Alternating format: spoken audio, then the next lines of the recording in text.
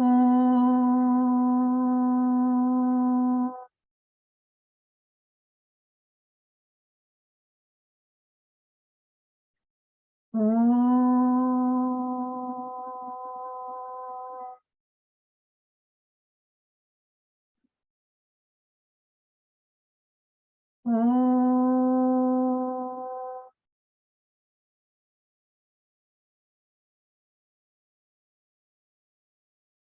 Om Sahana Bhavatu Sahano Bhunaktu Sahaviryam Karavavahe Tejasvinavadhitamastu Ma Vidvishavahe.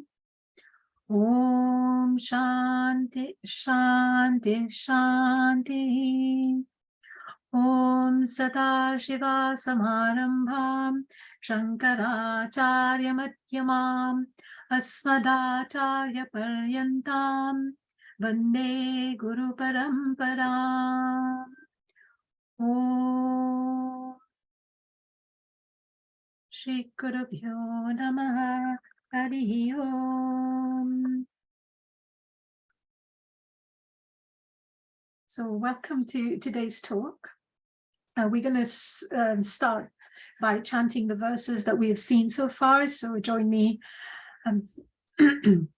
Bhaja Govindam, Bhaja Govindam, Govindam Bhaja Mudhamate, Samprapte Sannihite Kale, Nahi Nahi Rakshati Dukran Karane.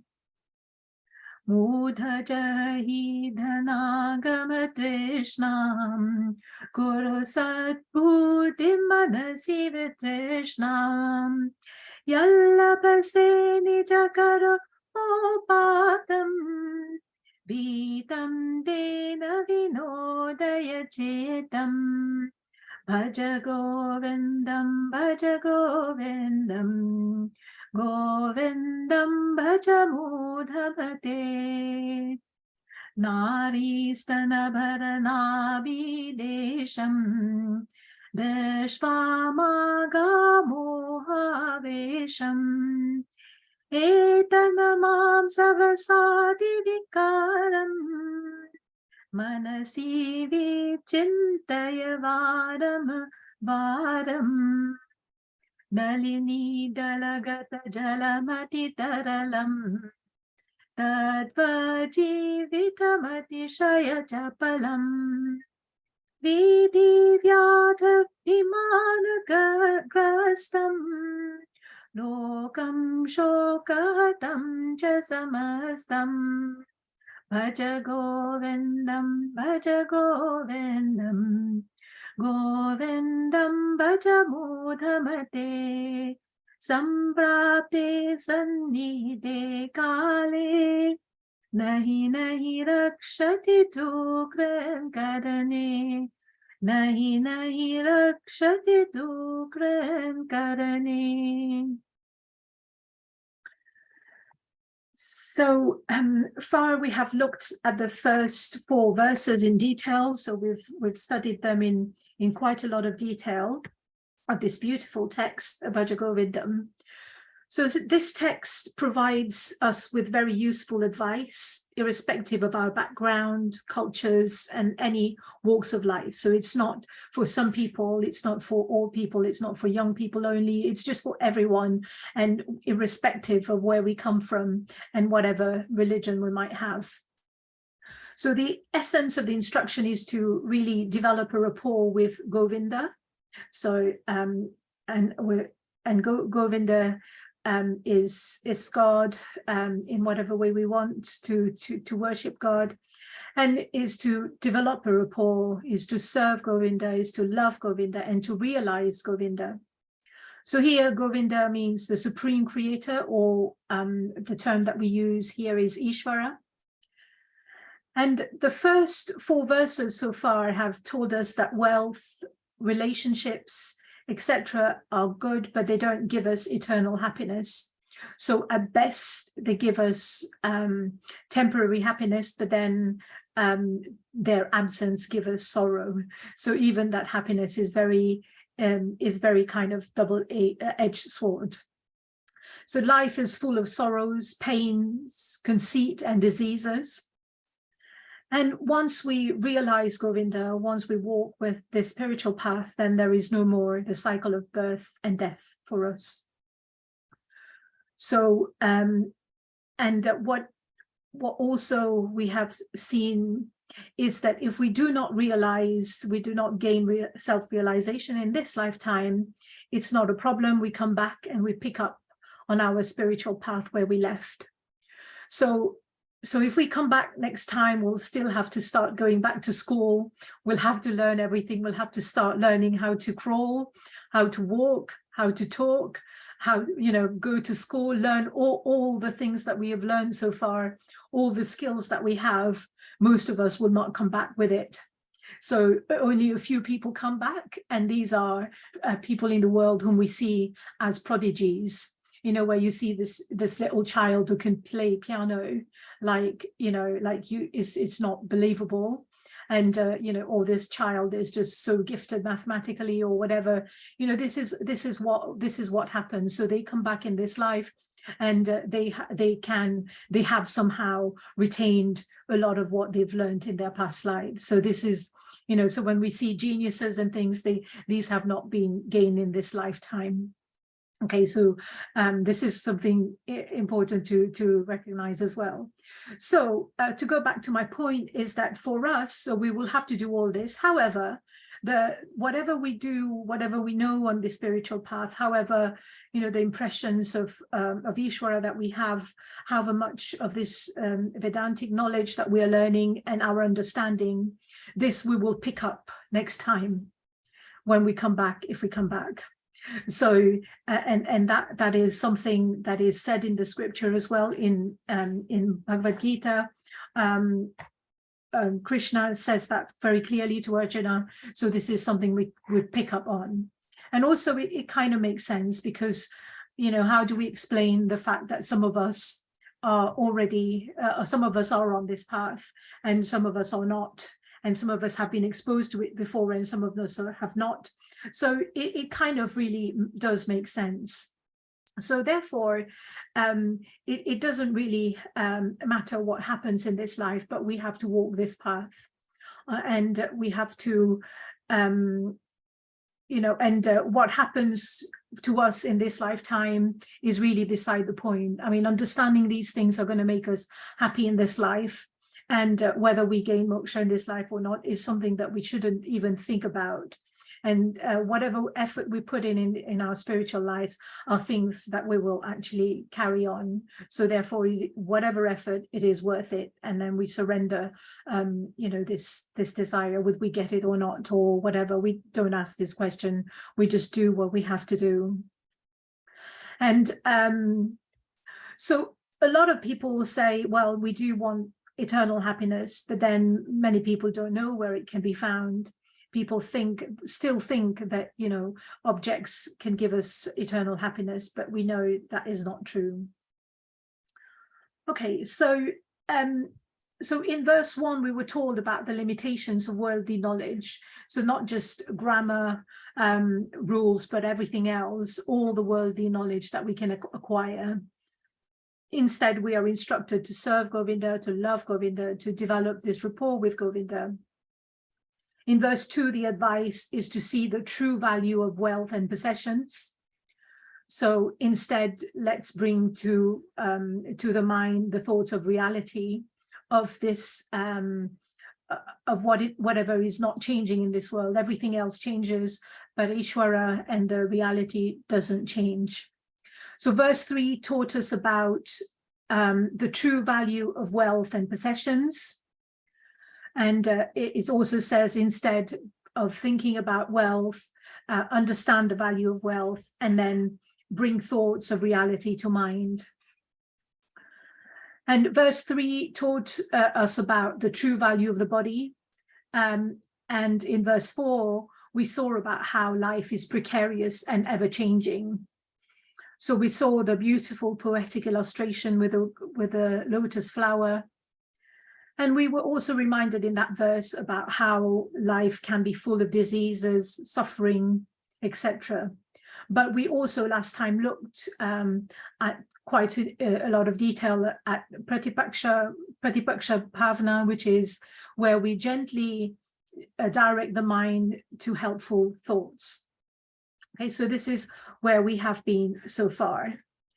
So now we're going to start with verse number 5. So we're going to read it twice, and then we're going to look at what it's actually saying to us. Yavat vittoparjana saktaha tavani parit. Sorry, I'll start again.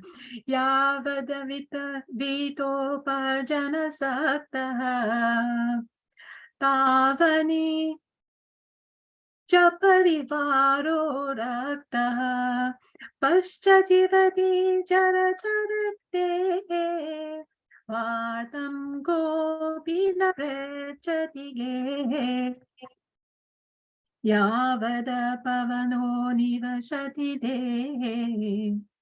Oh, no, sorry, that's the next verse. I'll read the same one.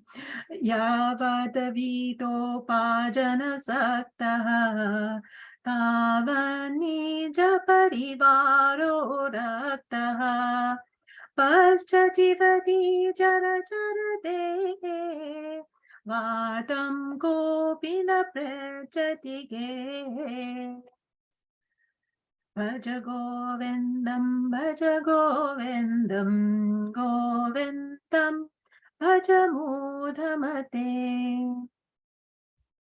Okay, so what this verse says, so we'll take a moment and just read the one, the translation in English first, and then we'll study it in detail. So it says, as long as there is the ability to learn and save, so long as all our dependents are attached to you, everything is okay. But later on, when you come to live with an old infirm body, no one at home cares to speak even a word with you. Okay, this sounds a little bit harsh, but so remember from the beginning we kind of said, you know, the language is not a kind language, is not what we would say a kind language today, or it's just very matter of fact. And you know, so I can see the smiles here, and I know exactly what you mean. So but then we will need to understand this verse correctly, right? Because you can just look at that and then you can say, oh well, no, everyone talks to me, and you know, people are always talking to me, this is not true, and maybe I want to be on my own, but everyone wants to talk to me. So we you know, this is not really what it is saying. I mean, it is saying that, but then we need to see the more holistic meaning, or the deeper meaning of this verse. So what this verse is really getting at is the nature of the world as this relationship of give and take. So every transaction in the world is based on this idea of give and take, whether we like it or not.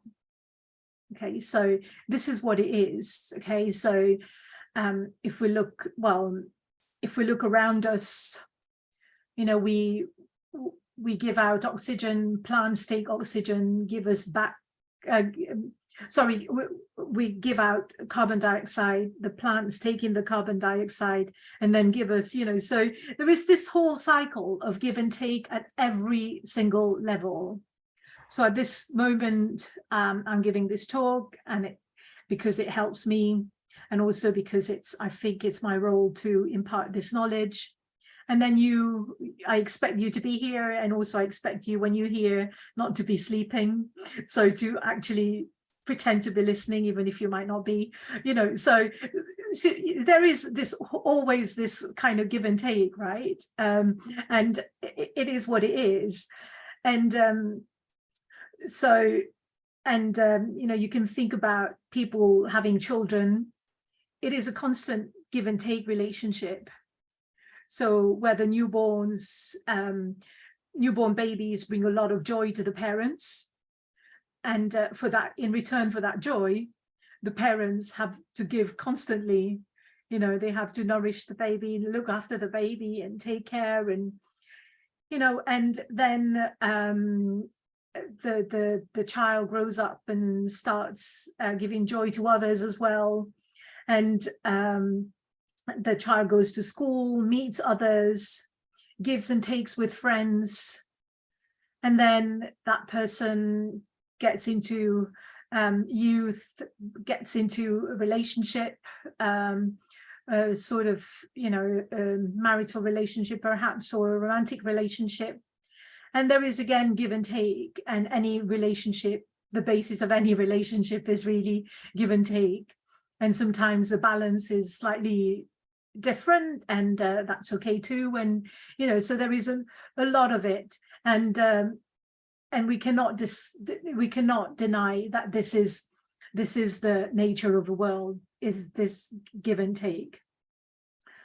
So in leading a dharmic life, so dharmic life, by that I mean a righteous life, a life where we do good, we have to give more than we receive. And this is the premise. Okay, so we're always getting things, we're taking things from everywhere, but then we have to give more. Well, giving back doesn't mean give back money only. It doesn't mean, you know, buying things for people. It doesn't mean, you know, it doesn't mean giving clothes to people, money to people, or well, food to people. Food is a good thing to give, but then it can be anything. It can be anything that we can give at any point in time. So people can give their time to others as well. Can give their time to help the environment. The environment gives so much to us, so we can in turn give back to keep the environment clean, clear, and that sort of thing, and invest in this. So this is the idea of giving back. And also another precious thing that we give as well is time. And nobody has time these days, and everyone is just like, oh, I've got no time at all. It's just, you know, life is just so hectic. I don't know where the time goes, and, you know, all that sort of thing. And time is becoming this scarce commodity. So again, one thing that we can give to people we love and others around us is undivided time and undivided attention, without looking at our mobile, without looking at our phone, or our devices, or having the TV on when we are talking to people. So there is a lot we can give, and if we've got nothing to give, if we've got no time to give, or nothing that we think we can give, then we can give a smile or kind words, you know, to people, and that is something really nice, and to give as well. I mean, they need to be sincere, kind words, and you know, and this is something that I think is very, well, I wouldn't say very easy, but then it is something that we all can have, you know, irrespective of how what our life situation is. Something we can say to people. We can encourage people. We can be loving to people. We can you know, lift people up, and that sort of thing. And then if we can't speak, then we can give a smile, hopefully, and that is also a very good thing. So if we all went smiling around to everyone, then everybody will smile, and that would be quite infectious in itself. So there is a lot of good that can come with anything. So by giving back here, or, you know, I certainly don't mean money. Certainly don't mean all these things, right? So just when you can contribute in whatever way, and it can be anything, or just by being there. And you know, so sometimes you can be around people, and you can just feel them, and you can just feel it's nice to be around them. And that's what they bring as well. And even that is quite something really, really nice. So therefore, what we want to look at this verse is, we want to be able to see here that we're not looking at just money and savings and that sort of thing, but we're looking at giving in general. But then one thing that people in modern world don't do is we don't give ourselves enough. Okay, so a lot of people give and might be giving too much, but then they're not giving themselves enough. So when we're starting with ourselves, we have to give ourselves proper nourishment, to begin with. So, you know, proper food and proper whatever we need for our body. We need to give ourselves medicine if we need them. We need to give ourselves whatever we need to keep the body functioning. We need to give ourselves exercise, movement, to you know, we need connection with nature to keep us rejuvenated.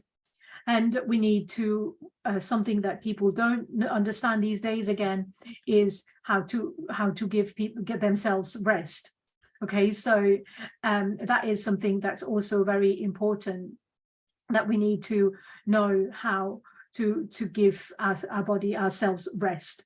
So this is very, very important. So in you know, in our day and people around us, we can see a lot of people have got, you know, are fatigued, have got all sorts of, you know, burnout and all these kind of things. And this is where people are not giving enough to themselves.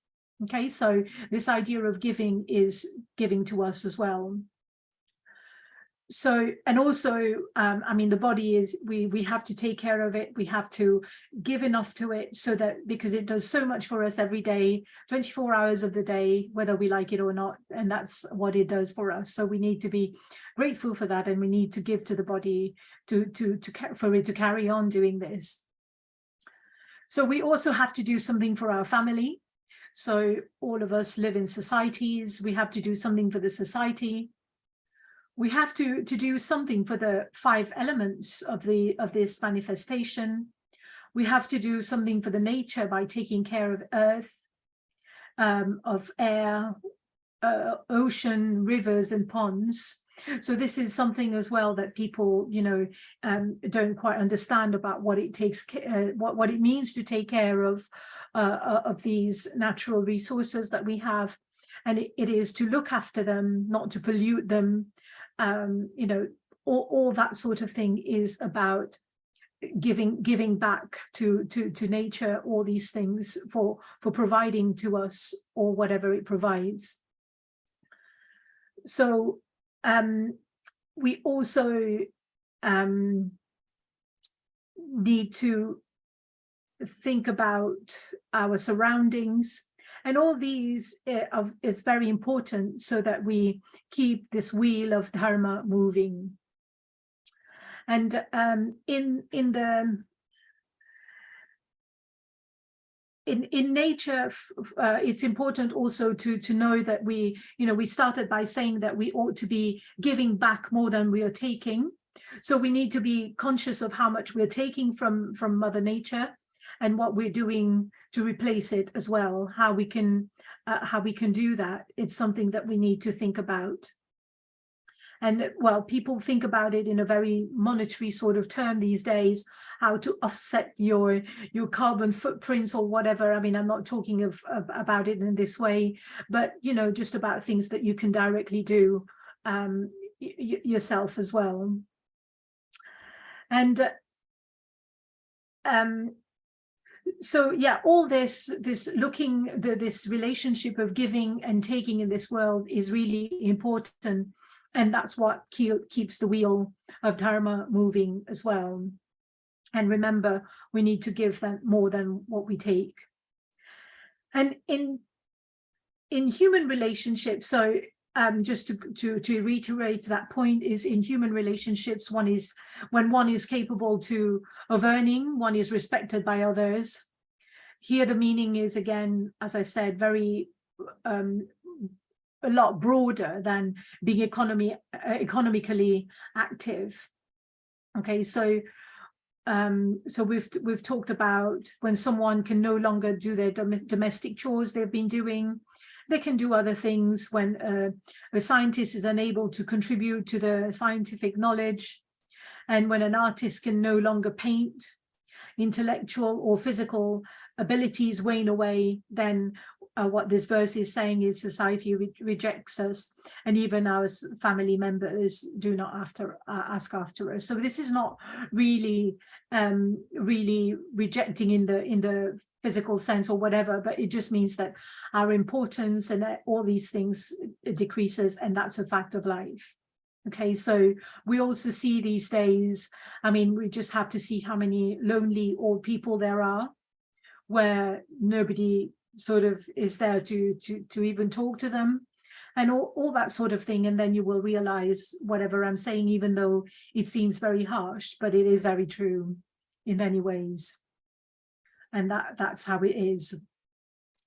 So I've said that, you know, we should give more than what we take. But then what happens if we actually take and not give back enough? So think about it for a moment. What happens? What do you think will happen if we just take and not give back enough? So, well, in Bhagavad Gita,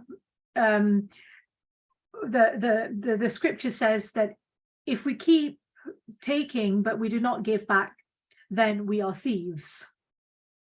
So that's what it says. Okay, so it's not thieves in the definition of the law now, but then that's what essentially we are again.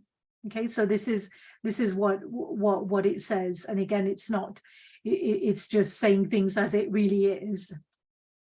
So we mentioned earlier on, so when we look at our body, if we take in oxygen and then we don't want to give back this oxygen, we just keep it inside and we don't give out the carbon dioxide, we will die, right? So for things to kind of move, we need to give and take, and that is, so if we don't give, if there is no return if there's nothing in return, then everything will collapse, really. So I'll leave you to think about that in a bit more detail yourselves. Have a little thing during the week and see what you will think. So that's a little bit about what happened if we just take and not give back. And also, I mean, nowadays we're talking a lot about our responsibilities to the next generation as well, about how, you know, we've been told that Earth has got enough resources for all of us to keep all of us going, but it doesn't have enough for our greed. And also what we know is that if we don't keep things for future generations, then they're going to suffer a lot. And our actions are going to impact on a lot of future generations. Well, you might say, well, so what? I'm not going to be here anyway. So who cares? But obviously we are dharmic people. We think about the result of our actions. So even we're doing this now and it's impacting on other people, and whatever we do that will affect people will come back to us in a different sort of way.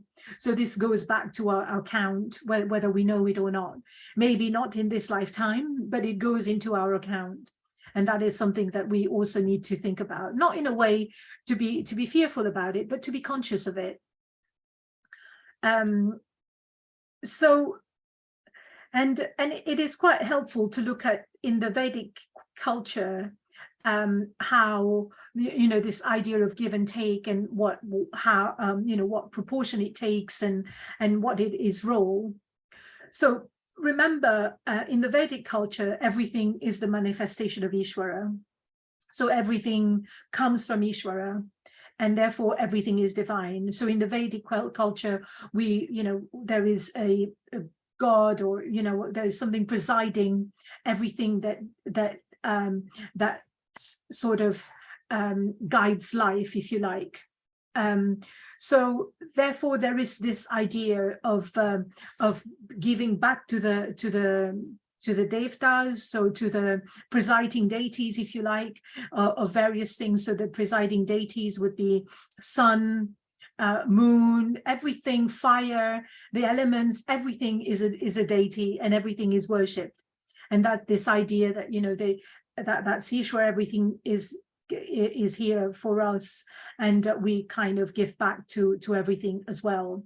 And what we give back is quite limited, but we give back our prayers, we give back our respect and our true acknowledgement, and mainly our respect and our offerings, prayers, sometimes rituals, which we do, and that's how we kind of honor all these, or the manifestation of Ishvara and the various presiding deities in the universe.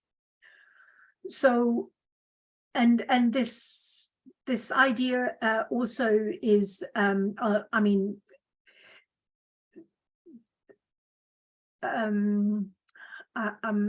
well, there is for people who are living a spiritual life, there are daily tasks that people need to do, which is called the nitya karma, which is the karma that people need to do every day. And this includes offering our salutations. So when people wake up in the morning, the first thing is you pray to Goddess Earth, because you're going to step on her.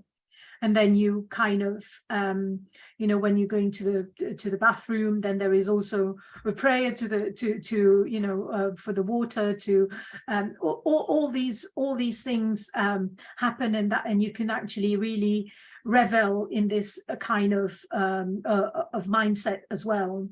And so in terms of these daily tasks, so we give our prayers, and then we also study the scriptures. So the scriptures have been given to us or made available to us, and therefore we study them, we respect them.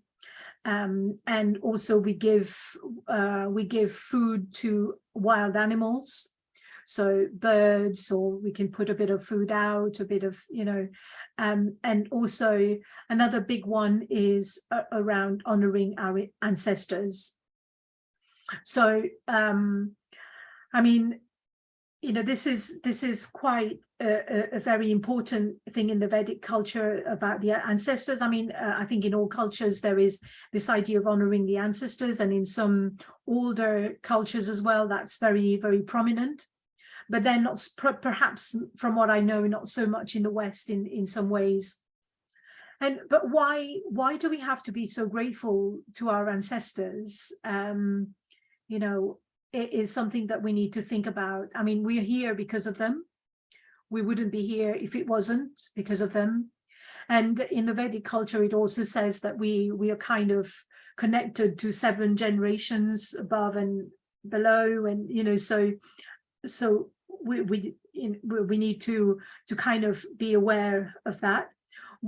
I mean, our karma as well is intertwined. I mean, we're born in the family that we are born, and that because there was something, you know, that something to do with our karma that brings us where we are.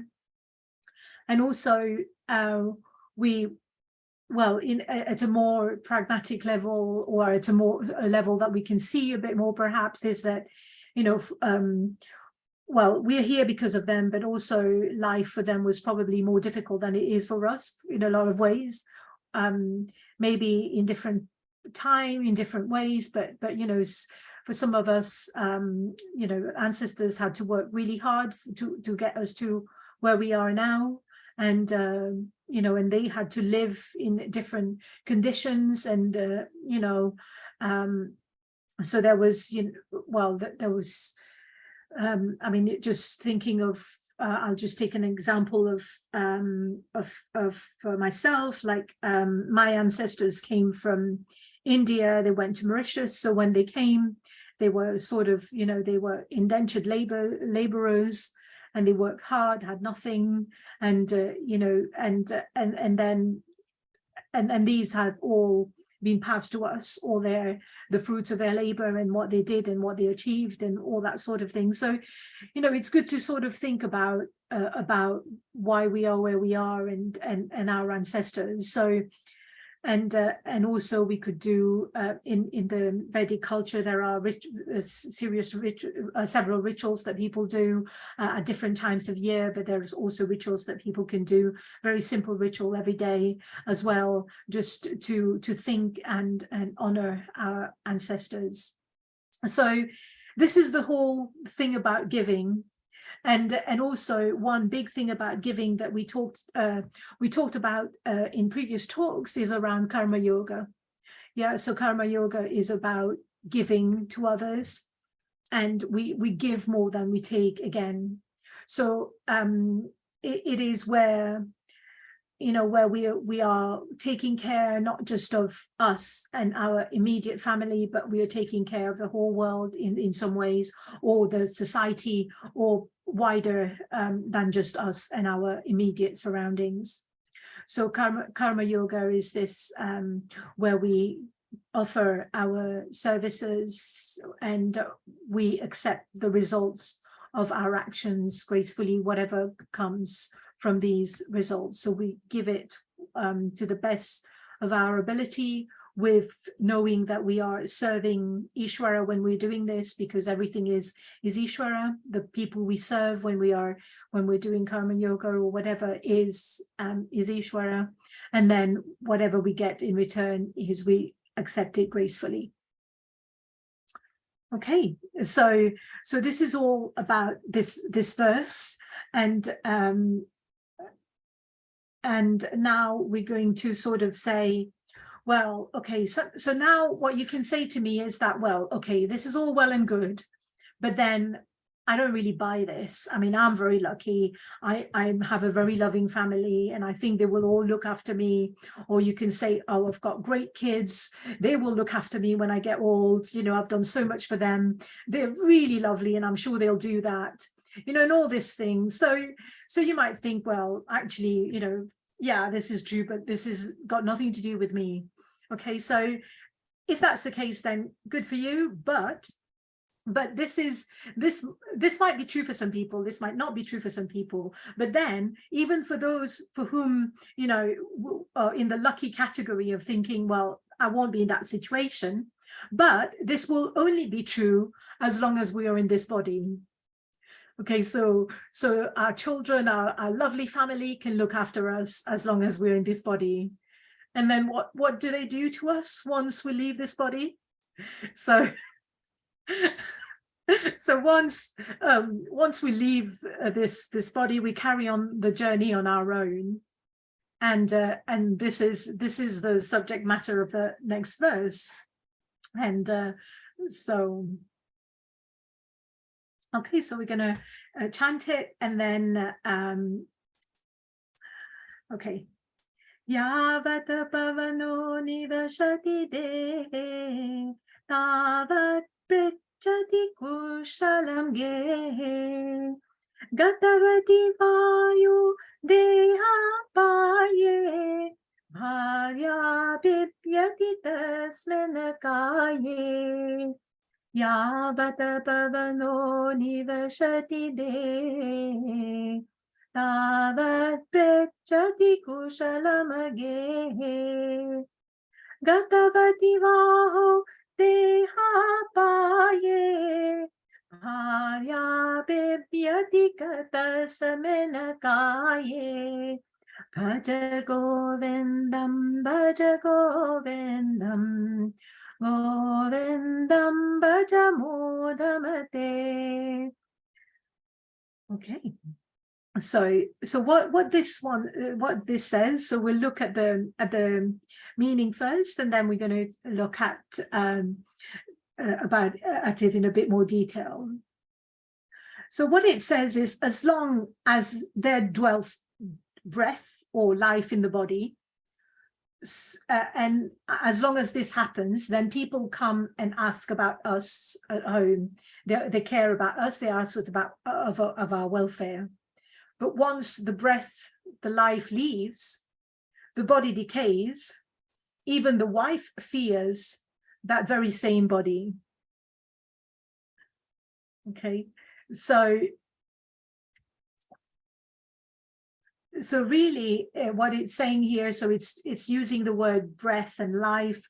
So we also use the word prana. Yeah, so when prana leave our body, then even the wife, the sons, or the family, or this loving family, they will no longer want to have that body around, right? So this is another truth of life. So even if we are lucky to be cared for as long as this body lives, but is here, or there's life in this body, but then after that, then we are on our own. Okay, so then once we leave this, we don't really understand I mean, the scriptures talk about what happens when we leave. So it talks about how gently the Lord of Death, Yamraj, so I might have mentioned this before, how he comes gently and take us onto our next destination, whatever, you know, and very gently does that. So then our family has got nothing to do with us anymore, and we move on. Okay, so this is it. So and when somebody passes, we no longer call, we know, you know, when there's a body there, we don't use the name of that person anymore. We just refer to it as the body. Yeah. So the human body, really, once the prana has gone from it, it's got no value, right? So sometimes you know, people do organ donation and all that, but generally speaking, the body has got no value. Okay, so for things, some things that when there is no use to them, you know, if you've got a bike that's not working, you can some of the metals can still be used, some of the bits of that bikes can still be used, you can recycle them, you know, it can be used, it can be recycled. Or if you want to keep it for a while in your friend's garage, a bike that's not working anymore, your friend would be like, yeah, okay, it's fine. I mean, I've got space in my garage. You can keep your bike there. Okay. So that doesn't happen. You know, you just can't ask your friend to keep a body there. And that doesn't work that way. Okay. So similarly, a dead animal's body has probably more value than a human's dead body. Okay, so if you go to the supermarket, you will see the value of a dead animal's body, right?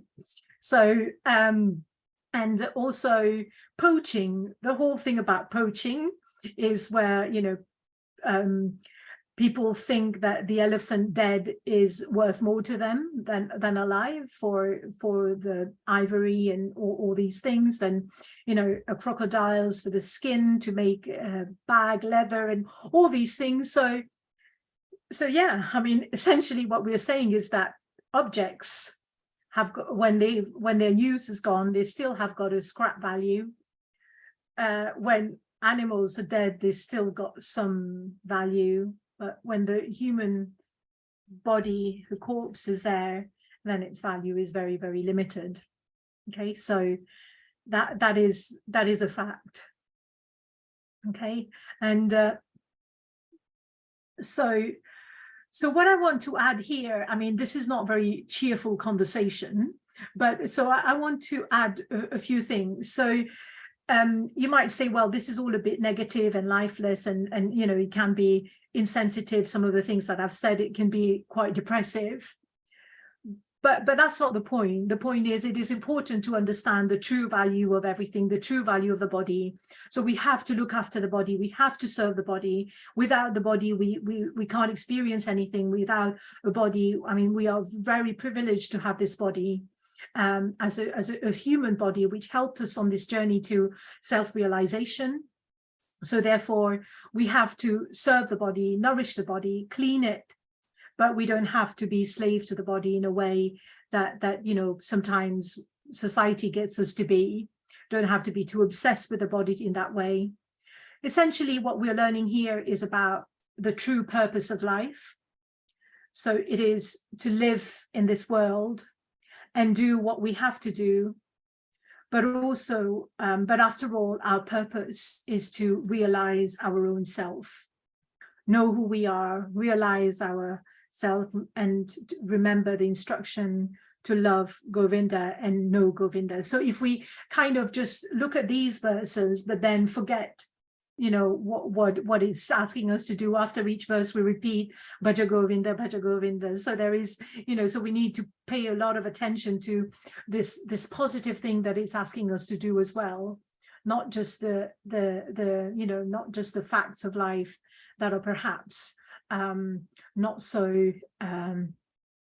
not so nice. So I think So that's probably, just look at the time. Okay, so maybe we will just look, or maybe we'll leave it here today then, and then we will carry on next time. So don't forget what it's saying is know the true purpose, know our true purpose on life, on earth. What are we here for? So there is more to life than the body. There is more to life than waking up, going to work, rushing around all day. And we have got a higher purpose. We have a deeper purpose. And this is what we need to focus our attention on. So recognize all these things about life, but know our higher purpose is what the message is. Okay.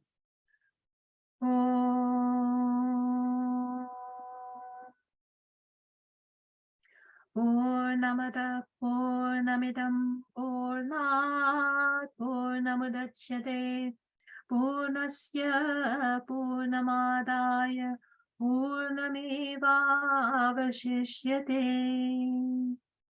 Om Shanti Shanti Shanti. Om Shri Gurubhyo Namaha. Harihi Om.